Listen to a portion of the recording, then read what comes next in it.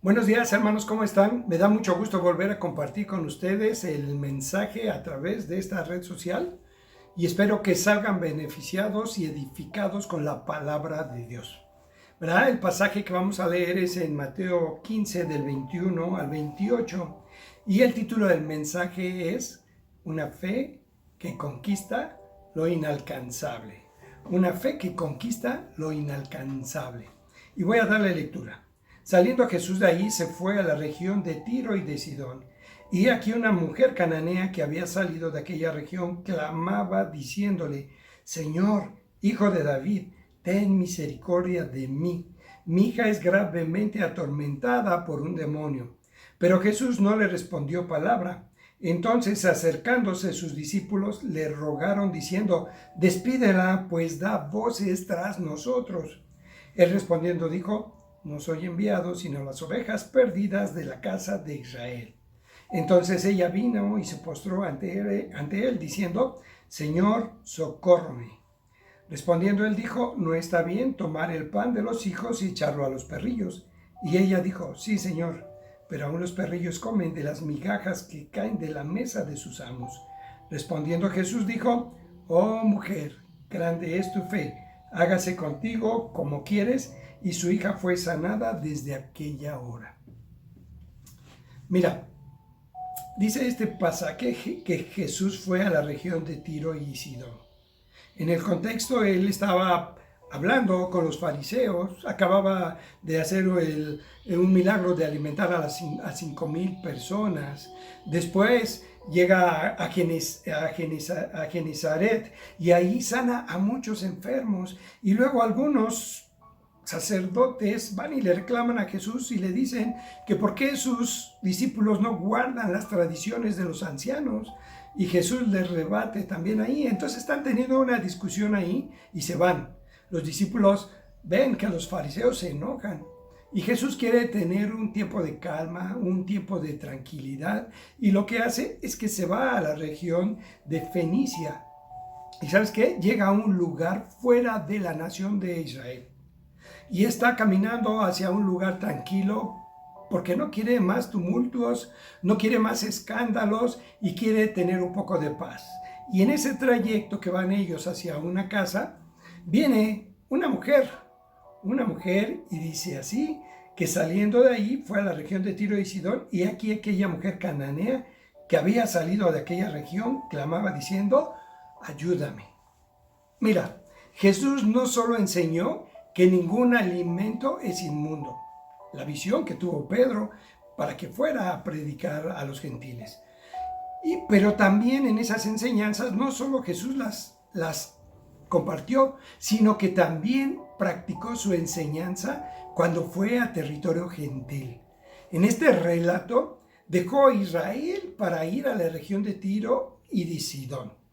Según los judíos, los gentiles para ellos eran inmundos. Es más, se referían a ellos como perros. El hecho es que Jesús ministraba a los gentiles y esto no era de sorprenderse, aun cuando el énfasis de su ministerio recaía sobre la casa de Israel. Jesús llegó a esta región de Fenicia, que está aproximadamente a 60 kilómetros de Capernaum, buscando un lugar para estar solo. Pero una madre preocupada por su hija vino por fe pidiéndole ayuda. Y sabes qué, tú y yo sabemos exactamente cómo pedir ayuda a Dios, a Cristo. Es por medio de la oración. Y esa oración requiere tener una fe fuerte, firme, sincera, para que obtenga lo que se está pidiendo como respuesta. Y mira, vemos en este relato como una oración de una mujer pagana, probablemente idólatra, que hace una oración con una clase de fe, con humildad y un clamor que es un ejemplo para lograr alcanzar la bendición de parte de Dios. Y vamos a ver 3 puntos acerca de este relato. El punto número 1 es un clamor desesperado. Vamos a leer del versículo 21 al 24. Saliendo Jesús de ahí, se fue a la región de Tiro y de Sidón. Y aquí Una mujer cananea que había salido de aquella región clamaba diciéndole: Señor, hijo de David, ten misericordia de mí. Mi hija es gravemente atormentada por un demonio. Pero Jesús no le respondió palabra. Entonces, acercándose sus discípulos, le rogaron diciendo: Despídela, despídela, porque da voces detrás de nosotros. Él respondió y dijo: No soy enviado, sino a las ovejas perdidas de la casa de Israel. Mira, lo primero que se describe aquí en este relato es que una mujer cananea sale persiguiendo a Jesús por donde él iba. Dice la palabra que aquella mujer había salido de esa región, o sea, era gentil, era pagana, era cananea. Vino desde su lugar hasta donde estaba Jesús, ahí detenido, cercano al lugar donde iba a descansar. La mujer conocía de la presencia de Jesús y vino a buscarlo. ¿Y cómo es que supo de la presencia de Jesús? Donde Jesús llegaba, siempre la gente corría la voz y la gente venía a traerle enfermos. Y él casi nunca podía estar solo. Pero fíjate que aquí hay un contraste entre la mujer cananea y los fariseos y los escribas. Los fariseos, te dije, que buscaban a Jesús para cuestionar sus enseñanzas, atacar sus costumbres, haciéndole preguntas para tenderle trampas y acusarle. Aquellos que se consideraban conocedores de Dios odiaban al Hijo de Dios de tal manera que buscaban cómo atraparle para entregarlo y matarle. Y el contraste está en la mujer. Esta mujer cananea, esta mujer pagana, esta mujer gentil, vino en busca de Jesús para clamar de él misericordia y bendición para su Hijo. Aquí estamos viendo el clamor y el amor de una madre, ¿sí? La necesidad, el sufrimiento y el dolor de su hija es de ella. Era un clamor insistente que no se detenía. Lo hacía una y otra vez, generando un escándalo, generando bastante ruido, ¿sí? Y ella le llama a Jesús Señor, reconociéndolo como un ser supremo y soberano que está sobre ella. No había muchos en Israel que estuvieran dispuestos a reconocer en Jesús a un soberano, a un ser divino. Pero la mujer pagana sí lo hizo. Reconocía que Jesús es el Señor. Ella también le llama Hijo de David. Este título, Hijo de David, era un título solo para el Mesías. Y fíjate que en el capítulo 9, 27, también hay unos ciegos que están por el camino. Jesús va pasando por ahí y ellos gritan en el 9, 27. Fíjate lo que gritan. Pasando Jesús de allí, le siguieron dos ciegos dando voces diciendo: ten misericordia de nosotros. De la misma manera. Y reconocían, decían: Hijo de David. Este era un título no para cualquier hombre, sino solamente para el Mesías. Así que esta mujer llama hacia Jesús porque sus milagros y señales trascendieron las fronteras de Israel y habían llegado hasta Tiro y Sidón. Estas señales y sanidades acreditaban a Jesús ante ella como el que era el esperado del pueblo de Israel. Ellos tenían conocimiento que Israel tenía una esperanza de que llegara el Mesías. No era su doctrina, no era su enseñanza, no era su esperanza, pero conocían que esta era la esperanza del pueblo de Israel. Entonces ella va detrás de los discípulos, detrás de Jesús, gritando con fuerza, con clamor, insistentemente: Señor, Hijo de David, ten misericordia de mí. Mi hija está atormentada por un demonio. Y no solo atormentada, sino gravemente atormentada. Esto me hace pensar en el endemoniado que Jesús sanó, el endemoniado gadareno. Cuando Jesús llegó a ese lugar, el endemoniado salió de las tumbas. todo ensangrentado, todo sucio, maloliente. Lo habían amarrado con cadenas y él las había roto. Tenía una fuerza extraordinaria. Dice el pasaje que nadie lo podía contener, ni entre varios hombres. Pero cuando ve a Jesús, le reconoce como Señor. Entonces, la situación de la hija de esta madre, de esta mujer cananea, es grave. Y ella lo sabe porque lo ha vivido en carne propia. ¿Y qué pasa con este clamor? ¿Qué respuesta le da Jesús? Mira, en el versículo 23a dice simplemente esto. Pero Jesús no le respondió palabra. Jesús no le dijo nada. ¿La escuchó? Y la forma en que Jesús trató a aquella mujer por un tiempo así era desalentador. Mateo dice que a sus ruegos Jesús no le contestó ni una palabra. Es como si se desentendiese de ella y no le importaran sus ruegos, sus gritos, su clamor. Cuando vemos la actitud de Jesús, podría un poco desconcertarnos porque Él siempre atendía a las personas. Y es un poco difícil pensar esto de Él, y mucho menos ignorar a una mujer necesitada. Pero ¿sabes qué? Jesús tiene una actitud en este momento en que no la está despreciando ni la está menospreciando, sino que está trabajando su fe. Está haciendo que la fe de ella tome fuerza para llegar a ser una fe que conquista lo inalcanzable. También tenía algo en contra de esta mujer. Dice que iba detrás de los discípulos y seguramente que cuando ella empezó a gritar, los discípulos voltearon y la vieron y se empezaron a escandalizar. Este contraste hace ver que la actitud de los discípulos es una actitud como de angustia, como que se está rompiendo la paz que Jesús buscaba. La mujer y sus lamentos y sus gritos desesperados suponían una incomodidad para ellos. Aquella madre pidiendo la sanidad para su hija, y que era tan insistentemente y perseveradamente, estaba intranquilizando a los apóstoles, por lo que se acercaron a Jesús, que seguramente iba delante de ellos, y le dijeron: despídela porque escandaliza, ¿verdad? No hay razón en este texto para pensar que los discípulos estaban intercediendo por ella, ¿verdad? Simplemente el pasaje dice: entonces, acercándose sus discípulos, le rogaron a Jesús diciendo: despídela, pues da voces a nosotros. Nosotros venimos buscando paz y tranquilidad y esta mujer hace un escándalo.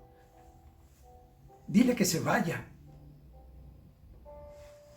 Ellos, los discípulos, querían siempre conservar el orden, ¿sí? Cuando los padres trajeron sus hijos a Jesús para que los bendijera, ¿qué hicieron ellos? No molesten al maestro. Ellos querían tener control de los problemas, alejando a las personas, ¿verdad? Mira lo que dice el 14:25. Cuando anochecía, se acercaron a él sus discípulos diciendo: el lugar es desierto y la hora ya pasada, despide a la multitud. Jesús acaba de predicar a 5,000 personas. Y esas personas tienen hambre, se está haciendo de noche y ahí hay un problema.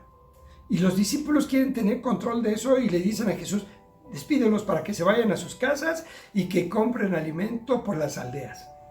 Ellos siempre están queriendo deshacerse de la gente. Pero ¿sabes qué? Jesús responde a las sugerencias de sus discípulos diciéndoles lo siguiente, versículo 24. Él respondió, dijo: no soy enviado sino a las ovejas perdidas de la casa de Israel. Jesús les está diciendo que no había sido enviado a hacer un ministerio fuera de Israel. Su ministerio tenía que ver con las ovejas perdidas de la casa de Israel. Mas esto no significa que no atendería a los ruegos de los gentiles. Mira, muchos gentiles vinieron a Jesús para buscar ayuda y sanidad de él. Mira, el capítulo 4 Versículo 24 dice, y se difundió su fama por toda Siria, y le trajeron todos los que tenían dolencias, los afligidos por diversas enfermedades y tormentos, los endemoniados, lunáticos, paralíticos, y los sanó. Su fama se difundió por toda Siria. O sea, gentiles venían a buscar sanidad, a buscar bendición de Jesús. Y Él les atendió. En este momento está diciendo, no he venido a hacer ministerio fuera de Israel. Vine solo a las ovejas perdidas de Israel. Probablemente esas palabras las escuchó la mujer. Pero vamos a ver qué es la reacción de la mujer. Punto 2. La perseverancia de la mujer. Versículo 25 al 27. Entonces ella vino y se postró ante él, diciendo, Señor, socórreme. Respondiendo él dijo, no está bien tomar el pan de los hijos y echarlo a los perrillos. Y ella dijo, sí, Señor, pero aún los perrillos comen de las migajas que caen de la mesa de sus amos. Tal vez si yo estuviera en el lugar de la mujer y cuando escuchara, y si hubiera escuchado las palabras de Jesús diciendo, mira, no vine a sanar a los gentiles, no vine a hacer ministerio fuera de Israel, solo vine a las ovejas perdidas de Israel. En ese momento yo hubiera dicho, bueno, yo no soy israelita, ni modo, no alcanzo la bendición, me voy. Pero ¿sabes qué? Esta mujer no tuvo esta actitud. La mujer que clamaba detrás del grupo vino directamente hasta donde estaba Jesús y se postró delante del Señor. El escándalo de los discípulos y las palabras de Jesús no la detuvieron. Ella fue más allá de eso. ¿Y sabes qué? Viene delante del Señor y se postra delante de Él. Ella está ahí delante del Señor en un acto de gran respeto y adoración. Tal vez se arrodillaba en repetidas veces mientras Jesús caminaba. O a lo mejor Jesús se mantuvo de pie, detenido en ese lugar, y ellas también se mantuvo de rodillas delante de él. Jesús para ella era más que un hombre o un profeta. Lo estaba reconociendo como el hombre capaz de dar solución al problema de su hija. Por lo tanto, él reconocía que él era superior a cualquier otro hombre del mundo. Inclinada ante él, expresa nuevamente su necesidad y formula reverentemente otra vez su petición. 25. Señor, socórreme. La palabra Señor solamente se le podía decir a la persona de Dios, a la divinidad. ¿Sabes qué? Esta petición sale de un alma sufriente por la situación en la que se encuentra su hija. Ella y su hija hacen una unidad inseparable, una unidad inquebrantable. Ayudar a su hija es ayudarla a ella. Socorrer a su hija es socorrerla a ella. Esta es una oración de intercesión y es el clamor de una necesidad personal. La endemoniada era la hija, la que estaba en problemas era la hija, pero ella está haciendo suyo el problema de su hija. La oración de intercesión eficaz es hacer propia la necesidad de la persona por la que se está intercediendo. El problema de otro es presentado ante el Señor como si fuera un problema personal. ¿Y qué le contesta a Jesús después de que ella se postra, le adora y le vuelve a clamar? Señor, socórreme. Versículo 26. Entonces, respondiendo, él dijo, no está bien tomar el pan de los hijos y echarlo a los perrillos. Qué palabra tan fuerte, ¿verdad? Mira, los judíos, fariseos y religiosos solían llamar perros despectivamente a los gentiles, mientras que ellos se consideraban los hijos de Dios, privilegiados. Eran la nación escogida por Dios. En la ley mosaica, el perro era considerado un animal inmundo. Estos animales vivían sin relacionarse con las gentes, como ocurre hoy en día con los perros callejeros. Se la pasaban aullando, peleándose el alimento ya corrompido, echado a perder, incluso se alimentaban de cadáveres, y estos animales eran despreciados por todos. Y los judíos veían a los gentiles de esa manera, de esa condición de un perro. Y aquí cuando el Señor dice esta palabra que parece un poco hasta agresiva, ¿no está bien tomar el pan de los hijos y echarlo a los perrillos? El Señor Jesús no utilizó este término como ofensa para hablar con la mujer. Él usó un ejemplo para llamar la atención a lo impropio que sería en una casa tomar el alimento destinado a los hijos, a los niños, y dárselo a los perrillos. Este animal, el perrillo, no es el perro callejero, a ese perro peligroso, salvaje, agresivo, no, sino es la mascota que vive en la casa, que comparte con los hijos. Jesús dice, no está bien, o no es correcto, no es lo mejor, es un acto poco natural. Lo que el Señor estaba diciendo, que no era correcto dar el pan de los hijos, las bendiciones que correspondían a Israel, a quienes no eran hijos. Los perrillos son amigos de los hijos que son criados en casa. No son hijos, son ajenos a lo familiar, que no tienen derecho a ser tratados como hijos. Después de que Jesús le dice estas palabras, la mujer tiene una respuesta. Y su respuesta es una respuesta humilde. Mira el versículo 27. Ella dijo, sí, Señor, aún los perrillos comen de las migajas que caen de la mesa de sus amos. Es verdad, la mujer está diciendo, es verdad, Señor, respondió la mujer. Pero hasta a los perrillos se les permite comer de las obras que caen de la mesa de sus amos. La verdadera fe no genera palabras de reproche, sino de humildad. La mujer le responde a Jesús, que estaba adhiriéndose a lo que él acababa de decir con un sí, Señor, que equivale a decir, es cierto lo que estás diciendo, es verdad, Señor.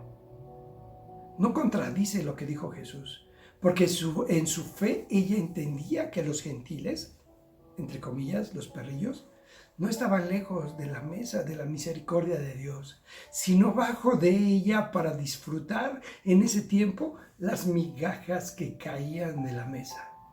Ella reconoce que el pueblo de Israel tenía un lugar de privilegio en la bendición de Dios al mundo, pero se conformaba con ser un perrillo, que también puede tener parte humilde, pero suficiente en la bendición del Mesías. Fíjate, Jesús en ese momento sabía que un muro separaba a los judíos de los gentiles y que Él lo derrumbaría en la cruz para ser un solo pueblo y una sola nación, y cualquiera podría acercarse para alcanzar la bendición. En estos momentos, el Mesías había salido de Israel. No estaba sanando a nadie en Israel. Por tanto, no podían los israelitas perder algún privilegio o algún beneficio, porque estaba en tierra de gentiles. Y una mujer gentil necesitaba y buscaba las migajas de un favor divino que estaba segura que ella podía recibir. Su fe no solo la estimulaba a su confianza, sino también a su acción. No se detuvo, fue perseverante, rogó a Jesús. Imagínate esta mujer rogando al Señor, ayúdame, socórreme, ayuda a mi hija, está gravemente poseída por un demonio. Cara a cara, ante el Hijo de Dios, ante el Mesías prometido, ante el Dios hecho carne, ella está rogando y suplicando bendición. nada había mermado su fe, ni la indiferencia con que había sido tratada, ni la actitud de los discípulos, ni las palabras de aparente dureza de Cristo. El problema de su hija estaba en su alma y en su corazón. Y la angustia de un alma derramada en la presencia de Dios debía tener respuesta de quien es benefactor de los débiles, y el que es aliento de los desvalidos, y de aquel que vino a liberar a los cautivos. ¡Qué gran relato! Vamos al punto 3. Una bendición alcanzada. Versículo 28. Entonces respondiendo Jesús dijo: oh mujer, grande es tu fe, hágase contigo como quieres. Y su hija fue sanada desde aquella hora. Una bendición alcanzada. Mira, en la versión NTV dice: entonces respondiendo Jesús dijo: oh mujer, grande es tu fe, hágase contigo como quieres. Y su hija fue sanada en ese momento. Apreciada mujer, le dijo Jesús, tu fe es grande, que se te conceda lo que tú pidas. Y al instante su hija sanó. La fe de la mujer logró la admiración de Jesús, como un tiempo atrás había ocurrido con el centurión. Fíjate, vamos a Mateo 8:5. Aquí vamos a ver otro hombre gentil que tenía una fe grande. 8:5. Entrando Jesús, vino a él un centurión rogándole y diciéndole: Señor, mi criado está postrado en casa, paralítico, gravemente atormentado. Y Jesús le dijo: yo iré y le sanaré. Respondió el centurión y dijo: Señor, no soy digno de que entres bajo mi techo, solamente di la palabra y mi criado sanará. Porque también yo soy hombre bajo autoridad y tengo bajo mis órdenes soldados, y digo a este ve y va, al otro ven y viene, y a mi siervo haz esto y lo hace. Al oírlo Jesús se maravilló y dijo a los que le seguían: de cierto os digo que ni aun Israel he hallado tanta fe. Aquellos que tenían que creer y poner su fe en Cristo, que eran los hijos escogidos de la casa de Israel, no lo hicieron. Pero los gentiles sí. Estas dos personas que el Señor alaba su fe son gentiles, ajenos a Israel. Esto es un gran contraste. Mientras su pueblo no cree en Él, los gentiles sí lo hacen. Y el Señor hace notorio delante de los discípulos la fe de esta mujer sirofenicia. Y lo que podemos aprender de esta mujer son muchas otras cosas notorias. Mira, muchas cosas que se manifestaron en aquella mujer es que oró intensamente, fue persistente, mostró humildad, adoró a Jesús y no se rindió. Estas cosas son el proceso natural de la fe. La fe es de procedencia divina. Por eso Jesús alaba lo que Dios está haciendo en ella. La sanidad de la hija obedece al poder de Dios en respuesta de la fe de aquella mujer. Que se haga contigo como tú quieres. Es interesante que aquella mujer había pedido ayuda para ella. Señor, socórreme. Había hecho suya la necesidad de su hija y clamaba como si ella misma fuera la necesitada. Por lo tanto, el Señor respondió al clamor personal al decirle: hágase contigo como quieres. Su fe era suficientemente grande para recibir su petición. Lo que ella deseaba de Jesús, lo que ella fue a buscar con Jesús. Su fe fue grande porque era muy poco común. Quizás nadie esperaba que un gentil confiara tanto en Jesús. Y fíjate, se acaba aquí el relato.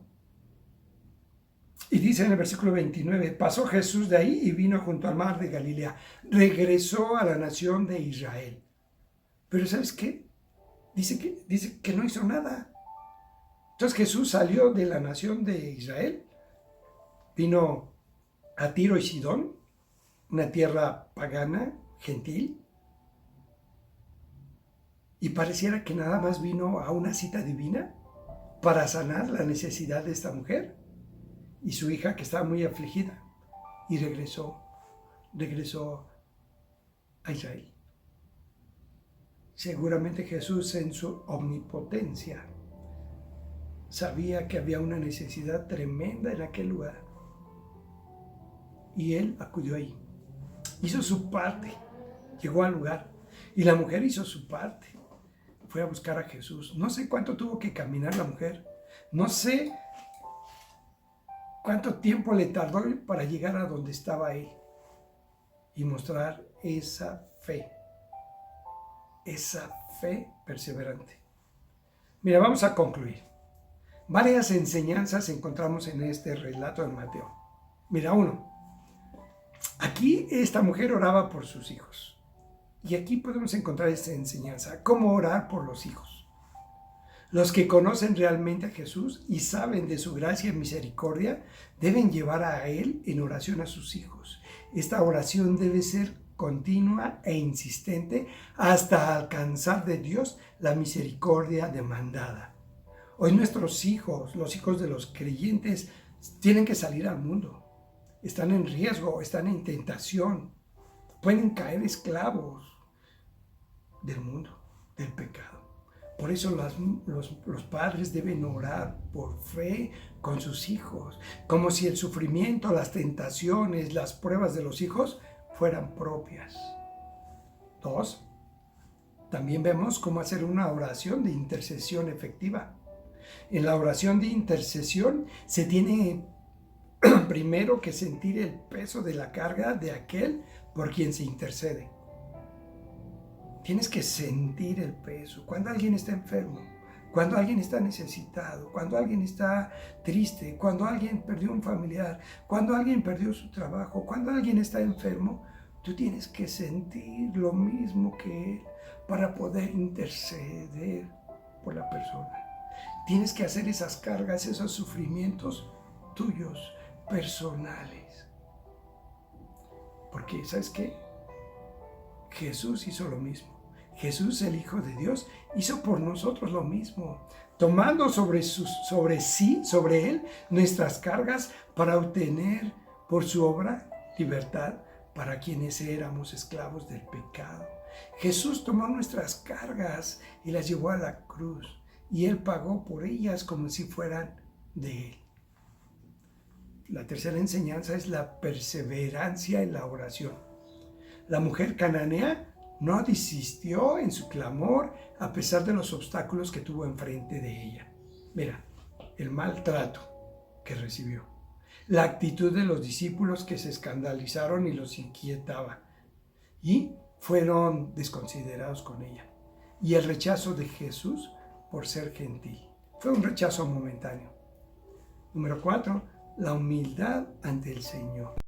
La mujer reconoció su posición como gentil, como perrillo, y sabía que no tenía ningún privilegio por no ser israelita. Sabía que no tenía derecho sobre la bendición, pero aún así persistió hasta alcanzarla en humildad. 5. La adoración y el reconocimiento de la divinidad de Jesús. La mujer reconoció a Jesús como Señor y como Hijo de David, títulos de Dios y del Mesías. Sabía de la fama de sus señales y confió en el único que podría ayudarle. ¿Cuántas enseñanzas podemos sacar aquí? Y podría haber más, ¿verdad? Pero ahora, ¿cómo deben ser nuestras oraciones de ahora en adelante? Deben tener estas características. Deben tener una fe inquebrantable. Debemos saber cómo orar. Debemos hacer oraciones de intercesión, haciendo los sufrimientos personales para pedir por ellos. Debemos ser perseverantes en la oración. Debemos tener humildad ante el Señor y debemos adorarle y reconocer quién es Él. ¿Y sabes qué? Una última enseñanza. Nuestras oraciones deben tener peticiones específicas. Esta mujer dijo: ayúdame, ten misericordia de mí. Mi hija está gravemente poseída por un demonio. Ella fue a pedir ayuda. Ella puso su petición, pero fue una petición específica. No dijo: bendíceme, tengo necesidad de ayúdame en todo. No, ella tuvo la sabiduría de Dios de hacer una petición específica al maestro. ¿Y sabes qué? Conquistó su fe, conquistó lo inalcanzable. Fue bendecida. ¿Te gustaría conquistar lo inalcanzable?